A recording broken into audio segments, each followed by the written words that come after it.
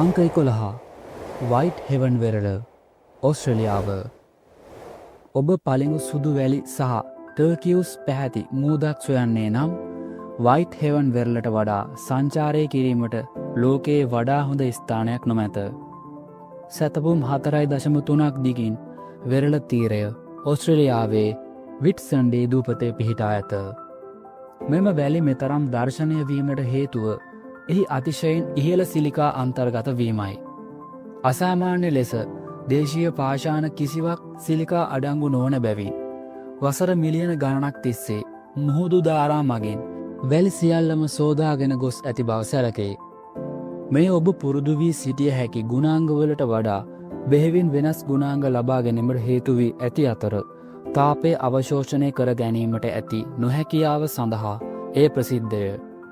එබැවින් දවස කොතරම් උණුසුම් වුවත් ඔබට තවමත් කිසිදු ගැටලුවක් නොමැතිව වෙරළ හරහා පාවාන් නොමැතිව ගමන් කළ හැකිය.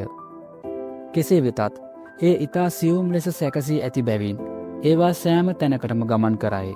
මෙනිසා ඉලෙක්ට්‍රොනික උපකරණ සඳහා යම් යම් ගැටලු ඇති කළ හැකිය. කෙසේ වෙතත් වැලි කොයි තරම් හොඳ තත්ත්වයද යත් 1970 වසරේදී හර්බල් අභ්‍යවකාශ දුරේක්ෂය සඳහා වීදුරු නිෂ්පාදනය කිරීමට නාසා ආයතනය විසින් ඒවා භාවිතා කරන ලද බවට කටකතා පැතිර තිබේ. මෙහි සාගරයේ ගුවන් ඡායාරූප විශ්මයජනක වන අතර එහි දේශීය සංචාරක ව්‍යාපාරයට ඉතා වැදගත් ස්ථානයක්ද වේ.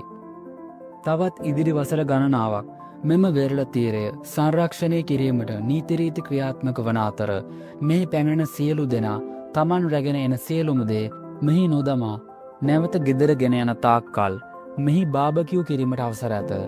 නමුත් වැලි අපිරිසිදු වීම වැළැක්වීම සඳහා සුනකයන් රැගෙනීම සහ දුම්පානය පැහැදිලිවම තහනම් කර ඇත.